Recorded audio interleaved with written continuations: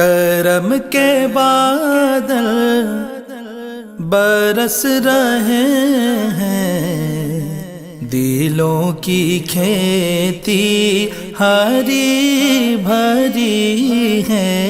करम के बादल बरस रहे हैं, दिलों की खेती हरी भरी। Brothers and sisters, Assalamu alaikum wa rahmatullahi wa barakatuh. Today is the first of perhaps many sessions, inshallah, through the topic Journey through the Qur'an. This topic is essentially a tafsir class. So we're not talking about how to recite the Qur'an. We're not talking about the rules of Qur'an, the asbabul nuzul, the ulumul Qur'an. However, the first session will predominantly be about learning the history of the Qur'an and the miraculous nature of the Qur'an. And from amongst our tradition, this Islamic tradition that we have, the most important practice, you could say, is seeking knowledge. And the Prophet ﷺ says that if Allah intends good for a person, مَا يُرِدِ اللَّهُ بِهِ خَيْرًا يُفَقِّهُ فِي الدِّينِ. If Allah intends good for a person, He gives them a deep understanding of the religion. And you can understand in the opposite way, that perhaps if Allah does not intend good for a person, then He will allow that person to remain ignorant and not have any knowledge. Hence, if you want to go towards the goodness of Allah Almighty, you have to set a path which is a path of knowledge. The Prophet ﷺ came across a Sahabi. He said that this Sahabi has 1 hour left to live, that he has just a short moment of his life left to live. The Sahabi was informed about this and asked, Ya Rasulullah sallallahu alayhi wa sallam, what should I do with this last moment of my life that I have? And the Prophet alayhi salatu wasalam told him that seek Islamic knowledge. And the scholars comment that had there been anything better that a person could do with his time, then he would have advised this individual who only had a small amount of time in his life left. If there had been anything better, the Prophet ﷺ would have advised that thing.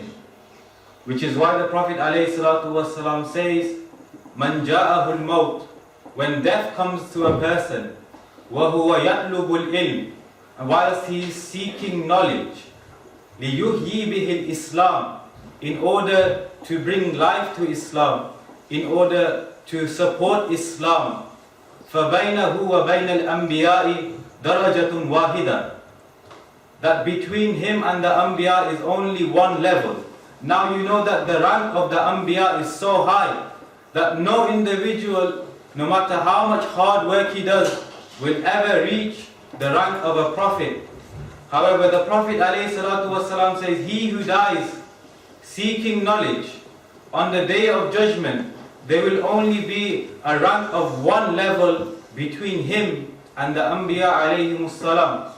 That's why the Prophet ﷺ says, if you want to make the path to Jannah easy for you, that the Prophet ﷺ, man salaka tariqan, whoever sets on a journey, yaltamisu fihi ilm, in which he searches for knowledge, sahhalallahu tariqan ila al-Jannah, Allah Azza wa Jal will make the path to paradise easy for him.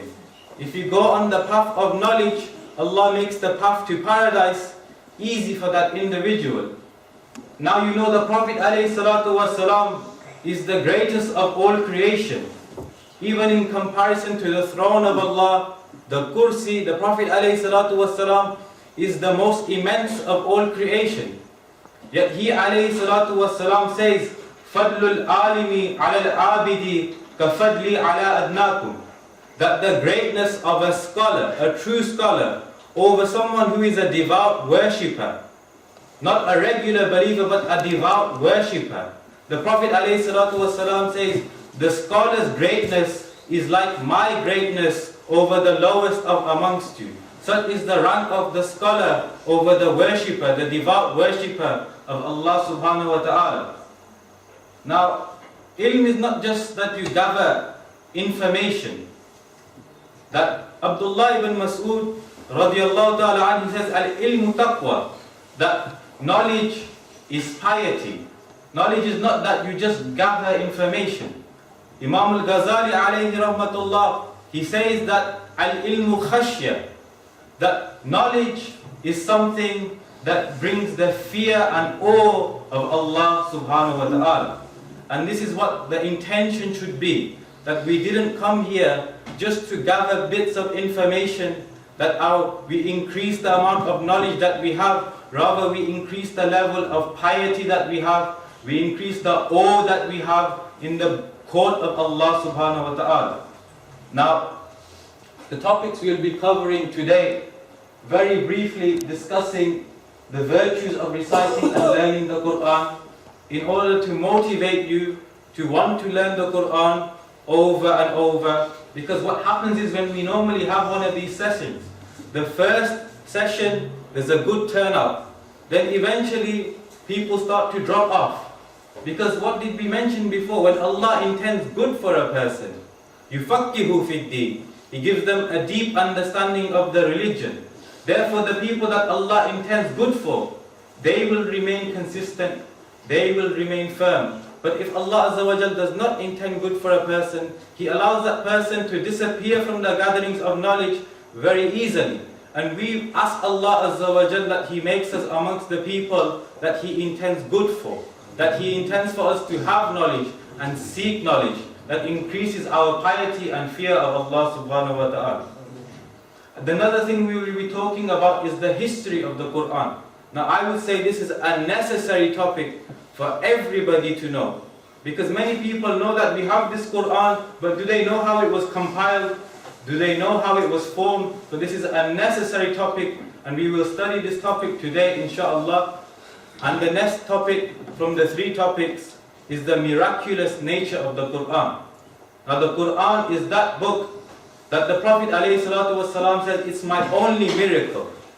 Now, the Prophet ﷺ had thousands of miracles. But he ﷺ would refer to the Qur'an as if it was his only miracle.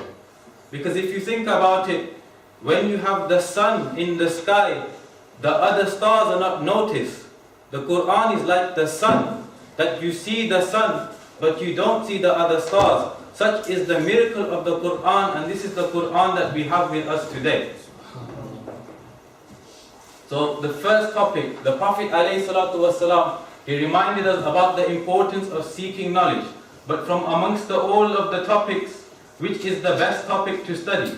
He ﷺ says, خَيْرُكُمْ مَنْ تَعَلَّمَ الْقُرْآنَ وَعَلَّمَ, that the best of you are those who learn the Qur'an and teach it. The Prophet ﷺ says, مَنْ قَرَأَ حَرْفًا مِنْ كِتَابِ اللَّهِ فَلَهُ حَسَنًا, whoever recites a harf, a letter from the book of Allah, فَلَهُ حَسَنًا, he has a reward. وَالْحَسَنَةُ بِأَشْرِ أَمْثَالِهَا, and each reward will be times by 10. وَلَا أَقُولُ أَلِفْ لَامْ مِيمْ حَرْف, I don't say alif lam mim is a letter. وَلَكِنْ أَلِفٌ حَرْف وَلَامٌ حَرْف وَمِيمٌ حَرْف, that alif is a letter, lam is a letter, mim is a letter. Now when you hear this is a hadith I'm sure all of you have already heard before. Now when you hear Allah Azza wa Jal will give you hasanat, we don't appreciate how great this meaning actually is. For example, a homeless man tells you, I'll give you from my wealth 10 portions. Because he's homeless, you'll probably think you might get a few pounds, a few crumbs. If Bill Gates tells you, I'll give you 10 portions from my enormous wealth, you'll be thinking this must be a great amount of reward. What then about Allah subhanahu wa ta'ala, who says, I will give you from my treasures 10 great rewards just for reciting one letter from my book. And Alif Lam Mim, just this recitation, Allah Azza wa Jal gives you 30 rewards from His treasures. Now many people may wonder that I have many occupations, when will I get time for the Qur'an? I have many things to ask for, I'd rather spend my time in dua. My life is very difficult, I've got this thing to ask for, that thing to ask for. But the Prophet ﷺ says, this is actually a Hadith Qudsi. For those who don't know, Hadith Qudsi is the Prophet ﷺ telling you what Allah subhanahu wa ta'ala said. So the Prophet ﷺ is saying, Allah said, Man shagalahu al-Qur'an an zikri wa mas'alati a'taytahu afdala ma'u'tiya as-sa'ilin. That whoever becomes preoccupied from my zikr, my remembrance, and asking from me, making dua from me, a'taytuhu afdala ma'u'tiya as-sa'ilin. I will give him better than those people who ask from me, those people who beg from me, those people who do my zikr. If they are busy with the Qur'an, I will give them the best of what I have to give. And the Prophet ﷺ also says, Al-Mahiru bil-Qur'an ma'a safaratil kiramil barara. That the expert of the Qur'an will be accompanied with a noble angel. Now this may think, how will I ever become an expert of the Qur'an? But the Prophet ﷺ says, الَّذِي يَقْرَأُ الْقُرْآنَ وَيَتَتَعْتَأُ فِيهِ وَهُوَ عَلَيْهِ شَاقٌ فَلَهُ أَجْرَانِ. That if a person reads the Qur'an and he stutters when he reads, وَهُوَ عَلَيْهِ شَاقٌ, and the recitation of the Qur'an is very difficult upon him, فَلَهُ أَجْرَانِ, such a person will be given double the amount of reward. And the scholars commentate that when it comes to learning the Qur'an, reciting the Qur'an, it's not about the level at which you recite, rather it is about of effort that you put in. Hence why the Prophet ﷺ reminds you and I that if you stutter in the Qur'an and you find it difficult to read, but you're doing it sincerely with your best effort, فَلَهُ أَجْرَانِ, then for you is a double amount of reward. And now coming to the next topic, the first topic was very brief. That was just a motivation for you to realize how special this topic is of studying the Qur'an. The next topic, a very important one, is the history of the Qur'an. Now as you know, the Prophet ﷺ, he did not announce his prophethood immediately. Meaning from the day he was born, not everybody recognized him as a prophet. It took some time for this process to happen. 40 years of the life of the Prophet ﷺ, he is just showing them his good character. He is building trust amongst the people. He is showing his honesty to the people. Hence why the people call him Sadiq and Amin. But at this point, he is not even known as a prophet. The announcement of prophethood had not come. But prior to this, the Prophet ﷺ, before becoming 40, he had 5 years of going back to Ghar Hira and in seclusion, remembering Allah subhanahu wa ta'ala, worshipping Allah before the announcement of prophethood.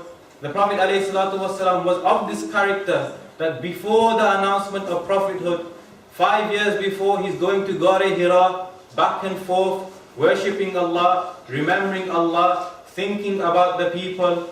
And 6 months before the revelation came, he ﷺ would receive true dreams. And the Prophet ﷺ says, dreams are the 146th of Iman. True dreams are from 146 portions of Nubuwah. That 146 of Nubuwah is from true dreams. Ru'ya Sadiqa, Ru'ya Salihah. This is from the part of Nubuwah, receiving true dreams. So what happens? 40 years of age, the Prophet ﷺ is in Ghar Hira. You all know the story, but tabarrukan, we'll mention it. The Prophet ﷺ is in Ghar Hira on Jabal Nur, and he is doing his regular routine, worshipping Allah subhanahu wa ta'ala. What happens? Sayyidina Jibreel alayhi salam comes and he says, Iqra, read. And the Prophet ﷺ responds, Ma ana biqari'in, that I am not a reader. Then Hazrat Jibreel ﷺ again, Iqra. The Prophet ﷺ responds, Ma ana biqari'in, I am not a reader. Then this happens again. Then the fourth time, the Prophet ﷺ is told, Iqra bismi rabbika allazi khalaq, that read in the name of your Lord. And it is on this occasion where the Prophet ﷺ reads. Now what do we learn from this? We learn that the Prophet ﷺ had no formal teacher. He did not have any formal education. Because when Hazrat Jibreel ﷺ is saying read, he is saying I am not a reader. But the only time where he responds by reading is when Hazrat Jibreel ﷺ says read in the name of your Lord. So the Prophet ﷺ is expressing in this scenario that the only teacher that he has is Allah subhanahu wa ta'ala himself. Hence why he is known as An-Nabiyul Ummi. Ummi means a motherly person, meaning the only education he got was in the lap of his mother. He had no formal teacher, he had no formal education. So in the Qur'an it mentions, Inna anzalnahu fi laylatil qadr, that we revealed the Qur'an on Laylatul Qadr. So you may question that if the entire Qur'an was revealed on Laylatul Qadr, why does our history tell us that over 23 period of years, the Prophet ﷺ would receive the Qur'an in piecemeal, meaning bit by bit. Hazrat Abdullah ibn Abbas radiallahu ta'ala anhuma, who is known as Sayyidul Mufassirin, he's got this title that he is the best of all commentators of the Qur'an because of the dua of the Prophet ﷺ, that he says, Ya Allah, yufakkihu fid din wa allimhu ta'wil, that give Hazrat Abdullah ibn Abbas a deep understanding of the religion and allow him to understand the interpretation of the Qur'an. And from this dua, Sayyidina Hazrat Abdullah ibn Abbas is known as Sayyidul Mufassirin, the greatest of all commentators of the Qur'an. What does he say? He says when it refers to the Qur'an being revealed in one night, it refers that it came from Lawh-e Mahfuz, the preserved tablet in which Allah writes the destiny of all the things to happen. The Qur'an was written on Lawh-e Mahfuz, then it came down to Baytul Izzah. Baytul Izzah is the house in the first heaven, which is in line with the Kaaba al-Musharrafa. This is the equivalent of the Kaaba in the first heaven. So this is how revelation came in one night. That it came from Lawh-e Mahfuz to Baytul Izzah. And from Baytul Izzah, Hazrat Jibreel alayhi salam was commanded to take revelation from there based on certain scenarios. So over 23 period of years, the whole Qur'an was revealed. Now, the revelation during the lifetime of the Prophet ﷺ comes over a period of 23 years, as we have mentioned, 13 years in Makkatul Mukarramah and 10 years in Madinatul Munawwarah. There's a difference of opinion, is it 87 surahs and 27 surahs in Medina? But generally, it's around this number, 86 surahs in Makkah, 28 surahs in Medina. When you read the Qur'an, it says Suratul Fatiha, then you have whether it's Makkiyya, Madaniyya. In the other surahs you have this as well. What it means by Makkiyya means most of that surah was revealed in Makkah. If it's Madaniyya, most of that surah is revealed in Madinatul Munawwarah. And the final revelation came in the last year of the Prophet ﷺ's life, Al-Yawmu Akmaltu Lakum Dinakum ila akhir al-ayah. So it is in the last year of the Prophet ﷺ that he recited the Qur'an with Hazrat Jibreel ﷺ in the month of Ramadan. Now normally every year the Prophet ﷺ would recite the Qur'an with Hazrat Jibreel ﷺ and they would revise it together. Normally they would do it once each, so 2 times. But in the last year of the Prophet ﷺ, they revised the Qur'an twice together each. So that equaled 4 times. And it said that at this point, no other revelation of the Qur'an had come. So there are 2 types of transmission. What do we mean by transmission? How did we receive the Qur'an? How did the Qur'an come to us? The first type is oral transmission, meaning the Arabs, they had a great understanding of the Arabic language. They were fascinated by poetry and they were masters of poetry. So much so that the poetry of the people of Jahiliyyah, meaning the time before the Prophet ﷺ, if you go to university to study Arabic, they still study these poems because this is considered like the pinnacle of the Arabic language. The Arabs were so mastery of the language at this point was at the highest level. No point in history was the Arabic language at a higher mastery than the time of the Prophet ﷺ. So the Qur'an coming, it has to stand out. They're already masters of the Arabic language, yet they still fell in love with the Qur'an. Even the mushrikeen that would refuse to accept the message of the Prophet ﷺ would secretly come during the night to listen to the Qur'an. Such was the beauty of the Qur'an. Even at this level, the Arabic, there was no comparison with the Qur'an. Now, Hazrat Abdullah ibn Masud was the first person to recite Qur'an in public. So during the early days, they would not recite the Qur'an in public due to much violence and oppression. But Hazrat Abdullah ibn Masud, during the early days of Islam, he was the first person to publicly recite the Qur'an. Now what about the written transmission? Now, as you know, we have the written compilation of the Qur'an, but how early did it start? If you know how Sayyidina Umar radiallahu ta'ala accepted Islam, you will realize that when he went on his journey, he was going to try and assassinate the Prophet ﷺ. Someone informed him, what are you doing setting out on this journey, going to see the Prophet ﷺ? Have you not seen the situation of your own family? And he was informed that his sister has accepted Islam and her brother-in-law has accepted Islam. So what does he do? He goes out on this journey and he sees that they are reciting Surah Taha. But this was not verbally. They were reading this from a parchment. So this shows that even in the early days of Islam, people were writing down the Qur'an. Hence we have both an oral transmission and also a written transmission. And this lecture will mostly focus on the written transmission, how this was formed and how this came about.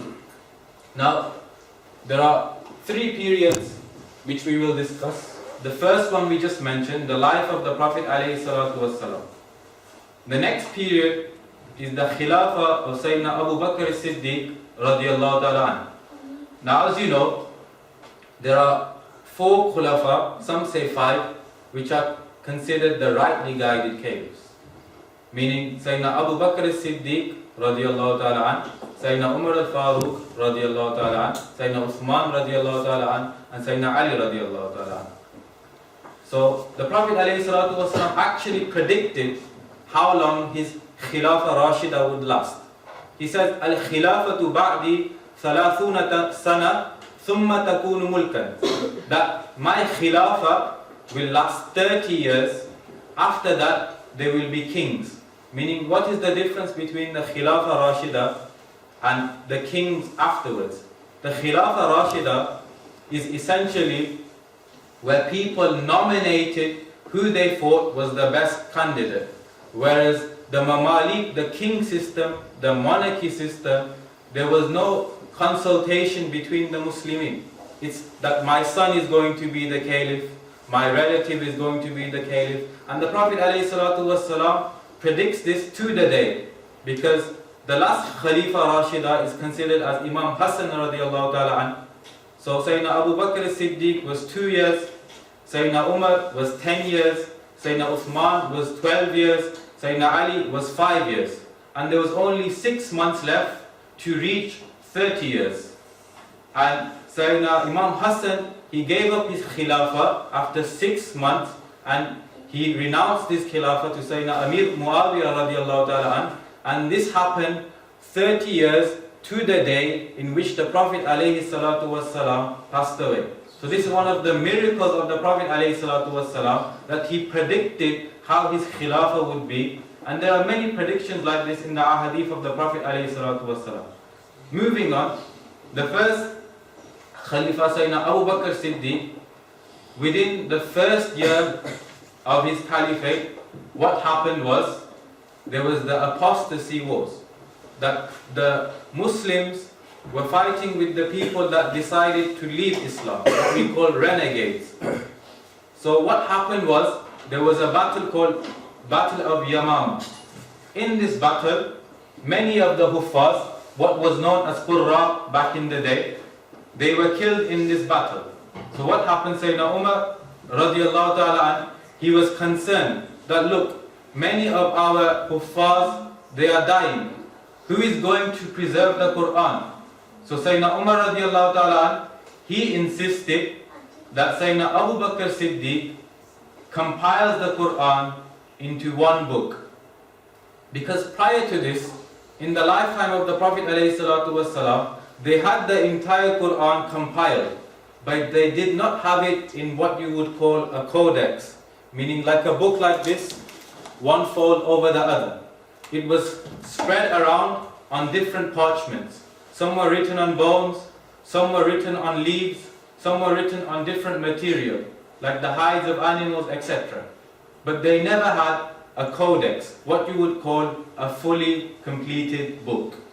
So Sayyidina Umar al-Faruq radiyallahu ta'ala an advised Sayyidina Abu Bakr al-Siddiq radiyallahu ta'ala an that we should compile the Qur'an. And Sayyidina Abu Bakr al-Siddiq first responded that how can we do something that the Prophet ﷺ never did?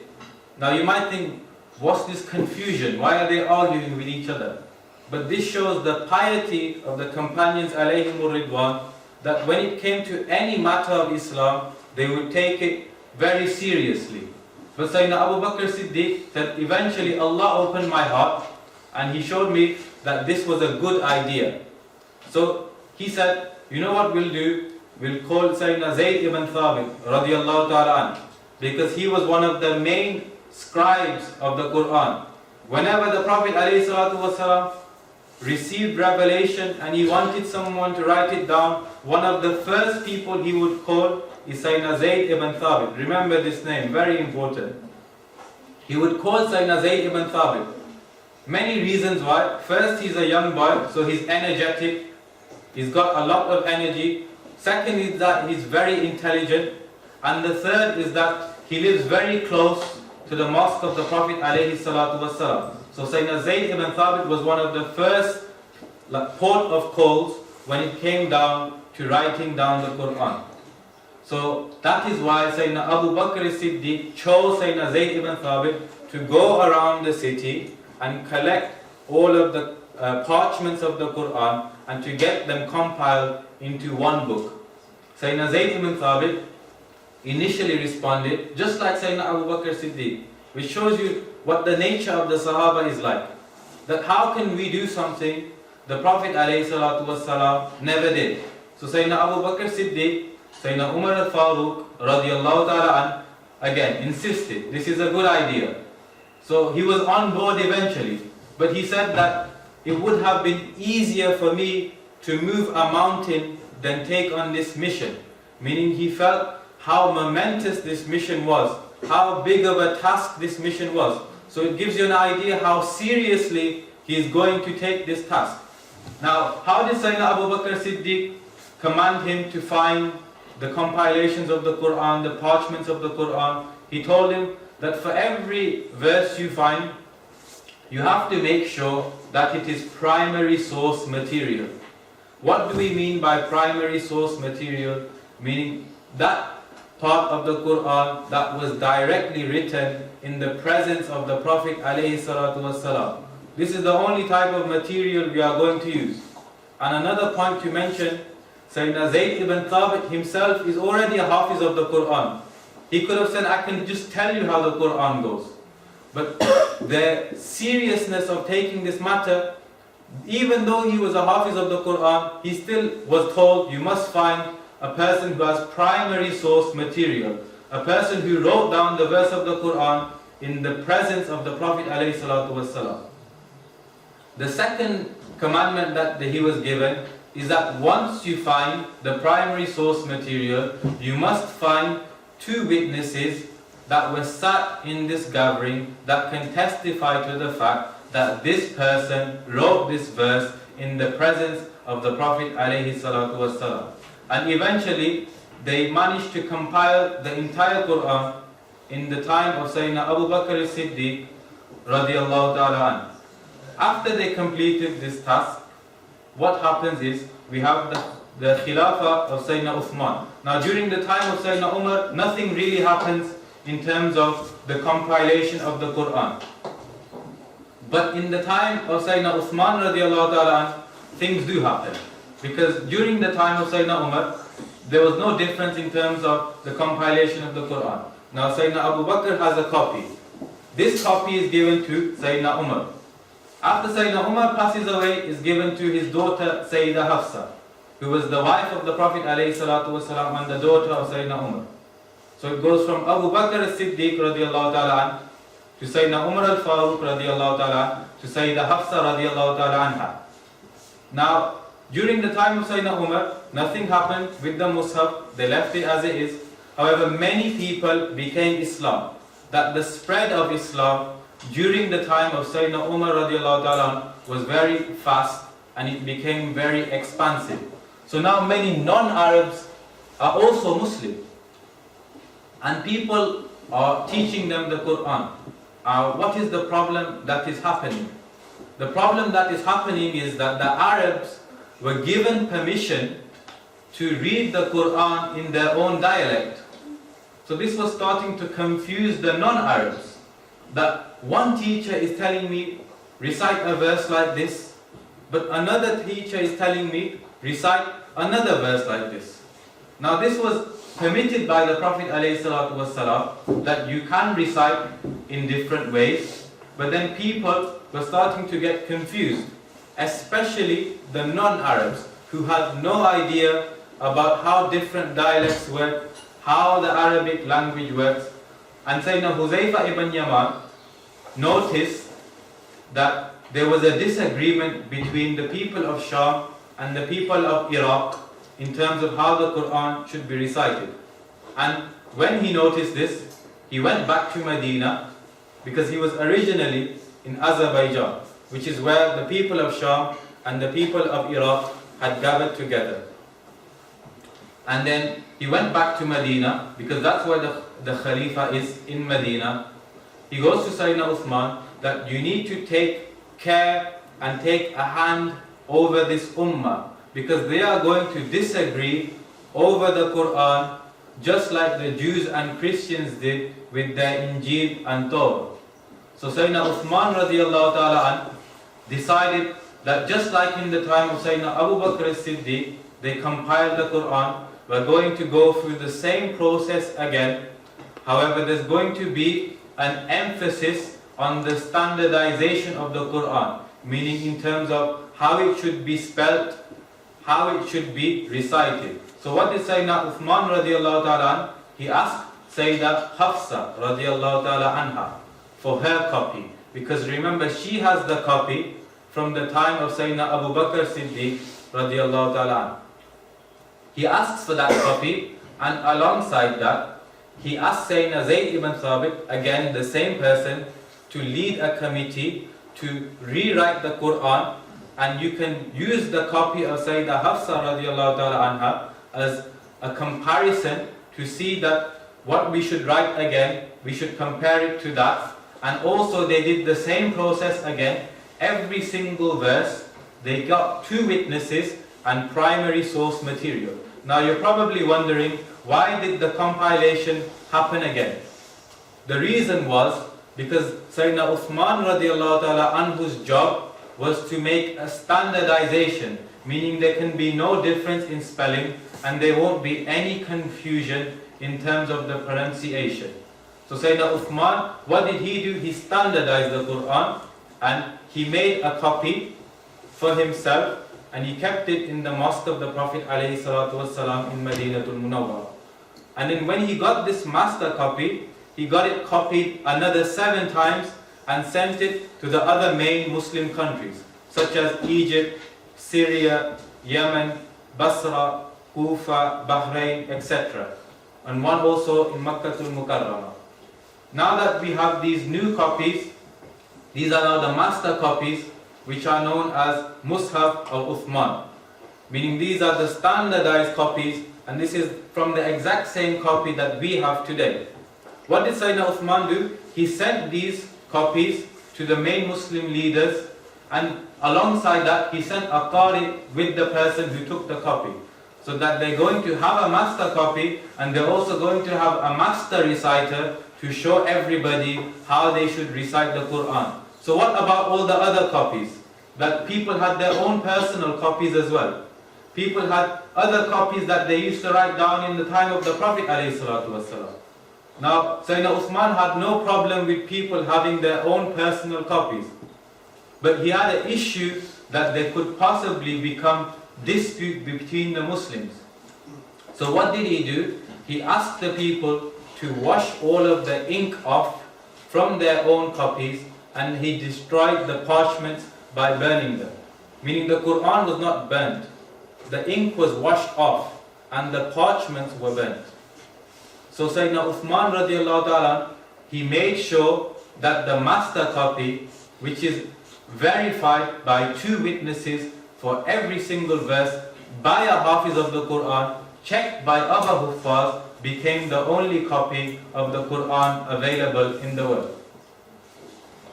Now, as a summary of those 3 periods, essentially you have the revelation and compilation. Now, don't think that in the time of the Prophet ﷺ, they didn't have the entire Qur'an compiled. They did, but it was scattered amongst different people. They did not have it in a codex, what you would call 2 layers over other, binding it into a book. They had all of the Qur'an. They had thousands of people that memorized the Qur'an. They had people that had their own personal copies, but there was no official government state book to say this is our Qur'an, and people just had scattered pieces of the Qur'an. So Sayyidina Abu Bakr as-Siddiq, what did he do? He codified it. He made a state copy, and this has been verified through 2 witnesses from every verse, with a committee led by Sayyidina Zayd ibn Thabit, the main scribe of the Prophet ﷺ, amongst other hundreds and thousands of Huffaz, all verified this Qur'an. And the time of Sayyidina Uthman, what happened was, they already had a compilation. It's already been preserved, it's already been codified. The time of Sayyidina Uthman radiallahu ta'ala an was to standardize the Qur'an, so that there is no discrepancy, no confusion in terms of the spelling and in terms of the pronunciation. Now, during the time of Sayyidina Abu Bakr as-Siddiq, nobody said that we are unhappy with what you have done. Why have you recompiled the Qur'an? The Prophet ﷺ never did this. Nobody made this accusation or objection. In fact, 20,000 companions in the time of Sayyidina Abu Bakr as-Siddiq radiallahu ta'ala were gathered and said, we are happy with what you have done in the compilation of the Qur'an, and we believe this way you have compiled the Qur'an is the exact way that it was revealed to the Prophet ﷺ. So you have a consensus in the time of Sayyidina Abu Bakr as-Siddiq of 20,000 companions. The time of Sayyidina Uthman radiallahu ta'ala an, you have the consensus of 12,000 companions. And Sayyidina Ali radiallahu ta'ala an said, when we saw this action that you did, that you have caused an action that will mean that there will be no division between us and no difference of opinion between us, and I am very praiseworthy of what you have done. So during the time of Sayyidina Abu Bakr as-Siddiq, a consensus of 20,000 companions praising the action of the compilation of the Qur'an. During the time of Sayyidina Uthman radiallahu ta'ala, 12,000 companions in agreement with the action that they did. Now, there are many manuscripts that are available, and if you carbon date them, you will find out around about the period of time in which they were revealed. I don't know if everyone can see this. This is a manuscript which they found in the University of Birmingham.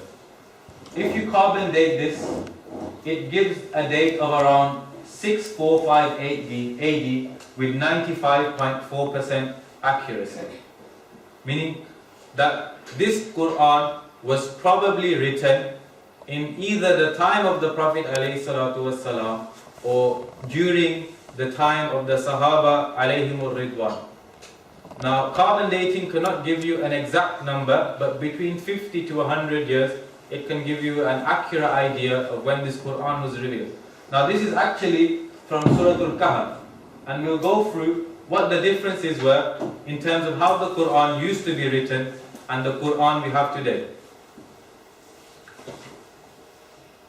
Now, this is basically the Birmingham manuscript put into easier reading of Arabic. If you can see, this is a part from Surah Al-Kahf. It says, Allahu ma yuhdillahu fahuwa al-muhtad wa ma yudlil falan tajida lahu waliyan murshida.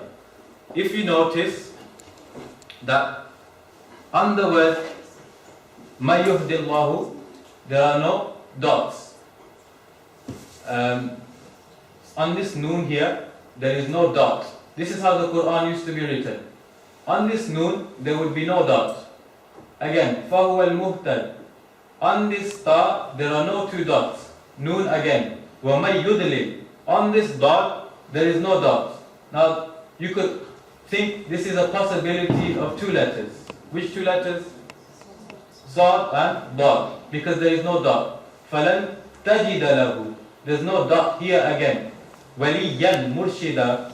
There's no two dots here. There's no three dots here. So this has a possibility of two letters. Which two?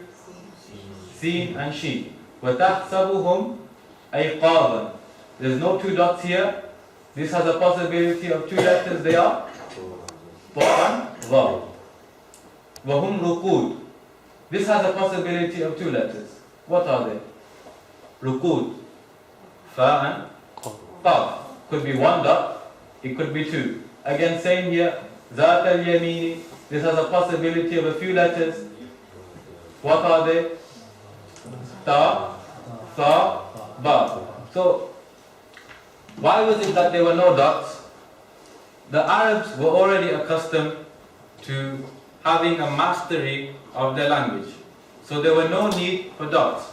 Now you can see on the other side, this is a standardized Qur'an that we would have today. And this is from the Birmingham manuscript. You can see the reading is exactly the same. There is no difference in words.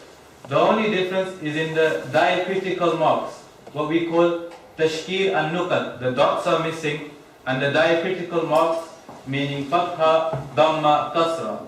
This is the difference between how the Qur'an would be written in the early stages of Islam and how we read the Qur'an today. But as you can see, this is from either a part of the Qur'an that was written in the life of the Prophet ﷺ or written in the life of the Sahaba, and as far as the wording is concerned, there is no discrepancy, there is no error, they are both exactly the same.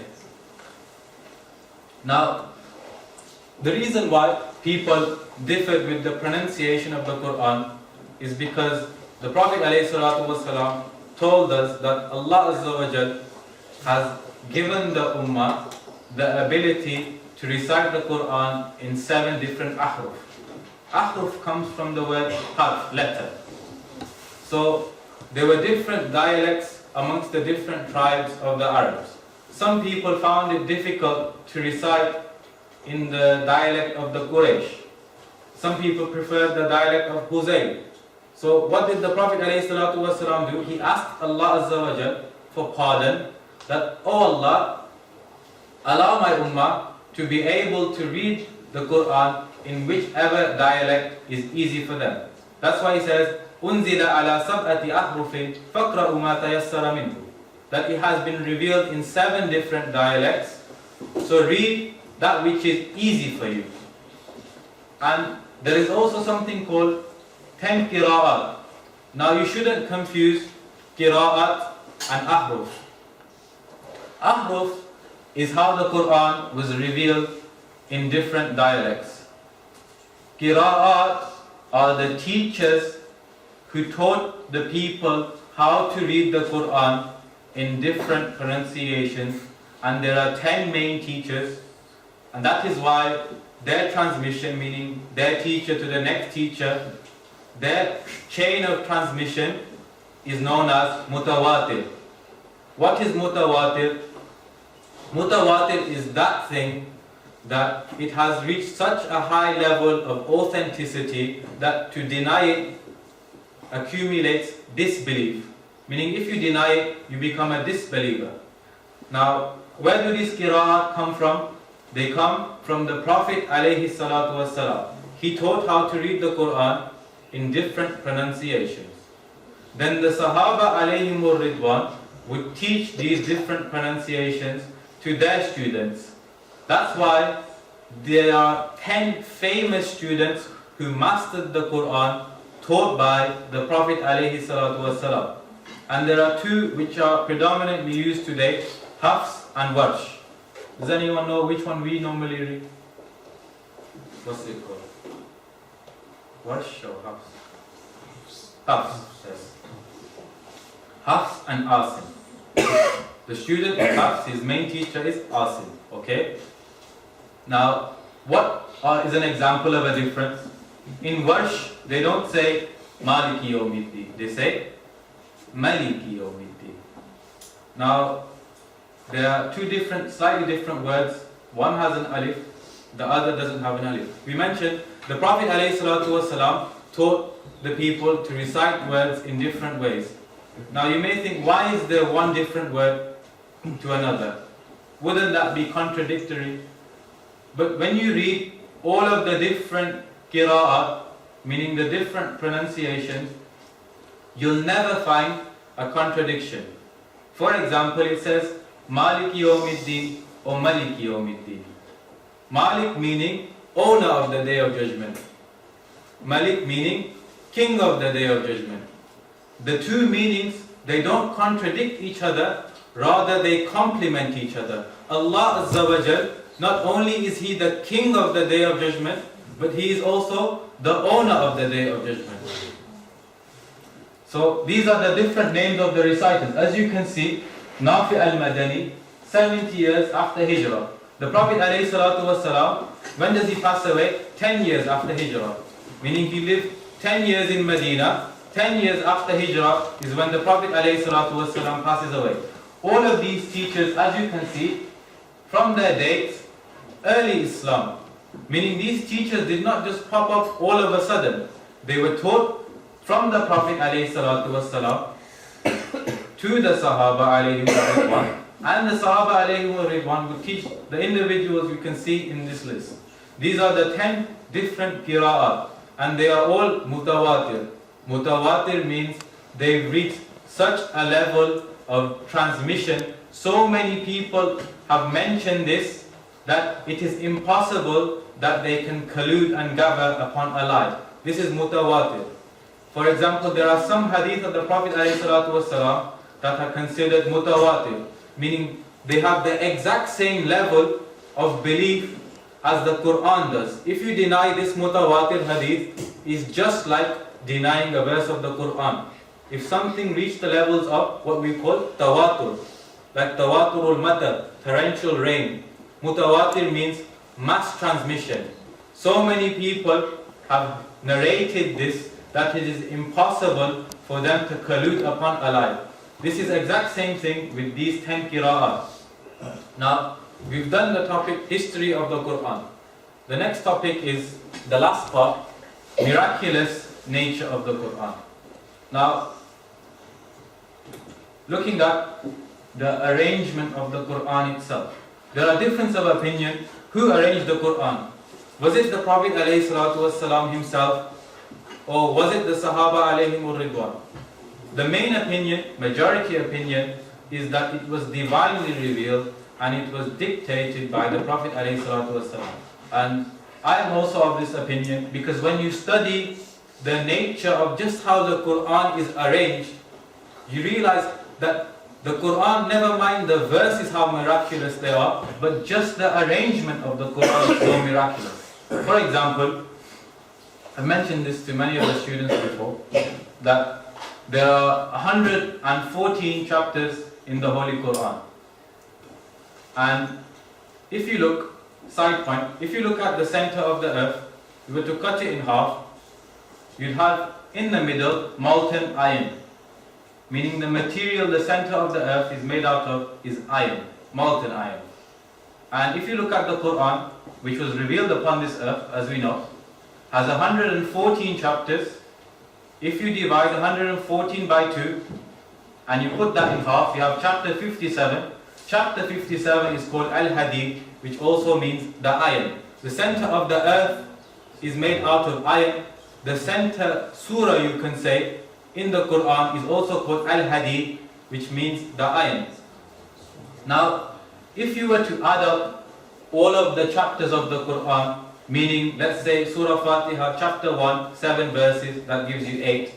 Chapter 2, all its verses. If you were to add them all up and make a spreadsheet, 57 of the numbers will be even, 57 of the numbers will be odd. If you add up all of the even numbers, meaning the 57 even numbers that we've gathered, if you add them all up, it gives you the exact same number as all of the number of verses in the entire Qur'an.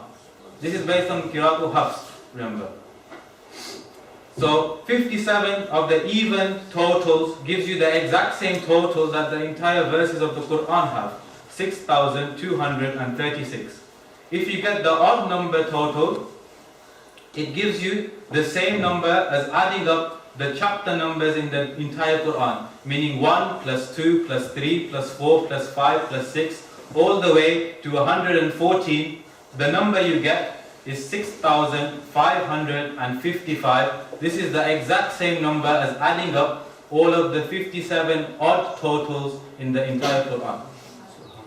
Now, some word combinations in the Qur'an. Remember, we said at the beginning, the Qur'an is revealed over a period of 23 years. Each verse comes based on a certain situation. So the Qur'an was not like a computer, it came all in one go. It came upon our Prophet, he had no formal education, nobody was his teacher. He was not exposed to many of the things that you see in the Qur'an. However, this Qur'an, when you look at it, let's say you're a critic of Islam, what's your opinion? Your opinion is, the Prophet ﷺ is the author of the Qur'an. He just copied some of the stuff from the Bible and the Torah and he put it all together. That's the opinion of someone who criticizes Islam. Let's take the argument for a second that this is what happened. They gathered the Qur'an from the Bible and the Torah and they just all put it all together. So then you would think that the order of the Qur'an should not have any consistency. It should not have any pattern because they just copied it all from the Bible and the Torah, like the critics of Islam may say. Now if you look at the word combinations of the Qur'an, the word man is mentioned 24 times. The word woman is mentioned 24 times. The word angels 68 times. The word devil 68 times. The derivatives of the word angel, meaning the dual form, the plural form of the word angels, the derivatives of the word devil, meaning the dual form, the plural form, if you add them all together, each one gives you 88. The word this life, ad-dunya, mentioned 115 times. The word akhirah, next life, is also mentioned 115 times. The word day, al-yawm, is mentioned 365 times. The word shahr, month, is mentioned 12 times. The word good deeds is mentioned 167 times. The word bad deeds is mentioned 167 times. The word they said mentioned 332 times. The word you said also mentioned 332 times. The word seeking refuge, a'udhu billah, meaning from who? Shaitan, Iblis, is mentioned 11 times. The name Iblis itself is also mentioned 11 times. The word charity mentioned 32 times. The word blessings mentioned 32 times. the word heaven mentioned 77 times, the word hell is mentioned 77 times. Now this one, it doesn't add up. Punishment is mentioned 117 times. But the word forgiveness is mentioned 234 times. Because if you times 117 by 2, you get the word forgiveness 234. So this is a sign from the Qur'an that we're giving you an exact multiplication to emphasize the point that Allah's forgiveness and mercy encompasses His punishment and wrath. There is another one that also doesn't add up. The word land is mentioned 32 times, and the word land is mentioned 13 times. The word sea is mentioned 32 times. Land 30, sea 32. If you add that up, it gives you a total of 45. If you divide 13 over 45, you get 28%.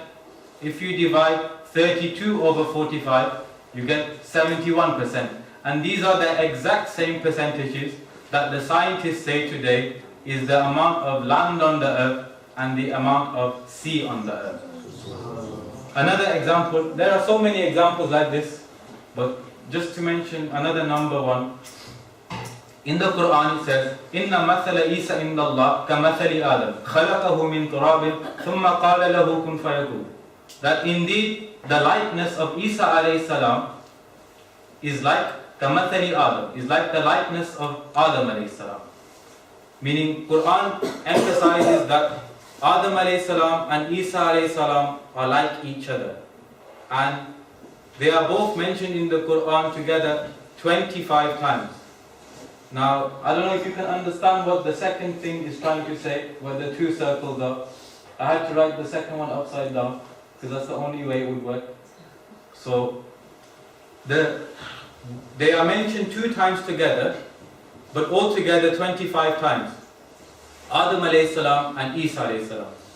When they're mentioned together the first time, so they're not mentioned together all the time. Otherwise you could say they're always mentioned together, obviously 25 times each, no big deal.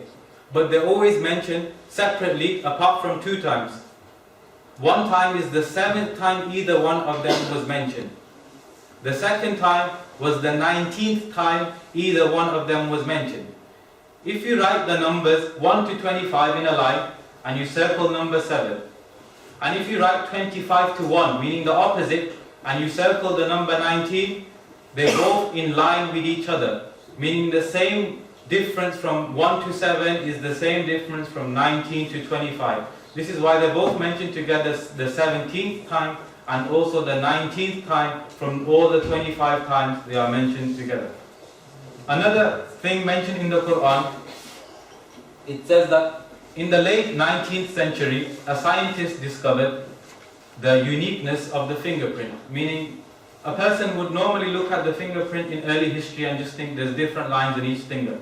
But now we know that a fingerprint is unique to every person's identity. Meaning, if you wanted to unlock my phone with your fingerprint, it would not work. Only my fingerprint would work. Unless there's something wrong with the phone, but generally, only my fingerprint would work. When was this discovered? In the late 19th century. Allah poses the question in Surah Al-Qiyamah that does man think we cannot reconstruct his bones? Allah affirms, Bala, of course we're capable, Qadirin, we're capable, Ala an nusawwiya banana. We are so capable of constructing him that we can reconstruct even his fingertips. Now, almost 1500 years ago, why would Allah emphasize the fingertips? But we know that each individual person has a unique fingertip that is specific to his DNA. But this was not known 1400 years ago. And the only explanation is that this has to be the speech of Allah subhanahu wa ta'ala, the Creator. That's the only explanation, that this is the book of the Creator. Otherwise, no way can a person who apparently took everything from the Bible and the Torah would be able to produce a book with all of these consistencies in terms of just the arrangement, in terms of how words are mentioned, how often they're mentioned, and these scientific miracles, and there are all these scientific miracles and there are no errors. Another example is the expansion of the universe. Now, in the 20th century, astronomers noticed and they discovered the theory that the universe expands. And the Qur'an mentions, وَالسَّمَاءَ بَنَيْنَاهَا بِأَيْدٍ, that we created the heavens. Now, when you think heavens, don't think paradise. Sama, we translate it as heavens, but we don't mean Jannah necessarily, paradise. It means all the outer layers of the universe outside of this world, meaning the space, the solar system, etc. Allah Azza wa Jal says, وَالسَّمَاءَ بَنَيْنَاهَا بِأَيْدٍ, that we created the universe بِأَيْدٍ. It says here with craftsmanship, that's a bad translation. بِأَيْدٍ meaning with power, with might, with force. Some people refer to this that maybe the Qur'an is talking about the Big Bang. And this is one of the reasons why this topic can be criticized, is because sometimes people over-exaggerate meanings that are not very clear within the verse. So you should know that sometimes you read Qur'an and science, sometimes it's pseudo-science. However, the examples we've given are very clear. And the science that we're mentioning is factual. There's no difference of opinion. Like you know, science, it evolves. The opinions change. However, fingerprint is a fact. Expansion of the universe is a fact. And Allah Azza wa Jal mentions, وَالسَّمَاءَ بَنَيْنَاهَا بِأَيْدٍ, we created the universe with a force. وَإِنَّا لَمُوسِئُونَ, and we will cause it to continually expand. Stephen Hawking, he said, one of the most important intellectual discoveries of the 20th century, or any century, was the expansion of the universe, and this was mentioned in the Holy Qur'an nearly 1500 years ago. Now another thing, we should remember that the Arabs, they're living in a desert, it's a dry land, they never see any sea, any rivers, any ponds. However, the Qur'an mentions many things to do with water. Now if you're an Arab living in that time and you never see any rivers, any ponds, any seas, the last thing you're going to think is that every living thing was created from water. If you're saying the author of the Qur'an is the Prophet ﷺ, you should assume that he would never think the Qur'an is, that every living thing is made from water, because of where he is living, his environment is dry land, no rivers, no ponds, no seas. So he would think that, you could argue, if he's the author of the Qur'an, he should never think this. However, the Qur'an mentions, وَجَعَلْنَا مِنَ الْمَاءِ كُلَّ شَيْءٍ حَيٍّ, that we made from water every living thing. Despite the fact that they were living in dry land, in a place where there's no seas, no rivers, no ponds, the Qur'an mentions we made every living thing from water. If you look at the cells of every living thing, meaning the cytoplasms, they would say that 80% of it is made out of water, meaning there is no living organism that its cells are not binded through majority of water. And Allah Azza wa Jal mentions in the Qur'an, we made every living thing through water. When the astronomers want to find if on a planet there's something living there, the first thing they look for, is there any water there? And when it comes to plants, the most important thing in the soil that gives life to the plants is the moisture of the water. And Allah Azza wa Jal mentions this, وَجَعَلْنَا مِنَ الْمَاءِ كُلَّ شَيْءٍ حَيٍّ, that from every living thing we made from water. Another thing, mentioning on the topic of water, I'm sure many of you have heard this one before, where Allah Azza wa Jal in Surah Rahman mentions how the two oceans, they don't mix. مَرَجَ الْبَحْرَيْنِ يَلْتَقِيَانِ بَيْنَهُمَا بَرْزَخٌ. Barzakh means there is a barrier between them. لَا يَبْغِيَانِ, they can't transgress this barrier. We've noticed, this was discovered around the 20th century, that there are certain oceans, they have salty water and non-salty water. Due to the density of the water, one side stays on this side, one side stays on this side. Just as if the Qur'an is, depicting this perfectly. بَيْنَهُمَا بَرْزَخٌ لَا يَبْغِيَانِ. Between them is a barrier, they can't transgress one another. This is exactly how it's mentioned in the Qur'an. If you were to see pictures, you'd see one color of water on one side one color of water on the other side, and this is exactly how it is mentioned in the Qur'an. Another thing, the Qur'an mentions that the ants have the ability to communicate with one another. Now, prior to discovering the scientific reality behind this, if you were to read this story and you didn't know that ants could communicate with one another, you'd either think it's a fairy tale or perhaps this is one of the miracles that happened. But never would you think that is actually based on factual science. Because scientists have discovered that ants, they leave chemical processes from their bodies, and through this chemical processing, they have the ability to communicate with one another. And Allah Azza wa Jal mentions in the Quran, قَالَتْ نَمْلَةٌ, that the ant spoke. And it's interesting, it's not قَالَ نَمْلٌ, the male ant spoke. It's the female ant spoke. What did the ant ask? He said we should move away so we don't become crushed. There's two things you can notice. If it was a male ant, it would probably have wings, so it wouldn't be worried about being crushed. It could fly away. It wouldn't need to take shelter. That's one perhaps reason why it's قَالَتْ نَمْلَةٌ, the female ant said. The second thing is that it's a female ant because the soldier ants, meaning the ants that do all of the work, are usually female. The male ants, all they do is when they mature, they go through the mating process and they're dead. That's it. That's all the male ants are useful for. So it's interesting that Allah Azza wa Jal mentions this story and He doesn't say قَالَ نَمْلٌ, the male ant spoke. It's قَالَتْ نَمْلَةٌ, that the female ant spoke. And even when you see the bee being mentioned in the Qur'an, now we know that the soldier bees are all female. And in the Qur'an, whenever the bee, soldier bee is mentioned, it's always the female pronoun. Now that's everything in terms of all of the topics.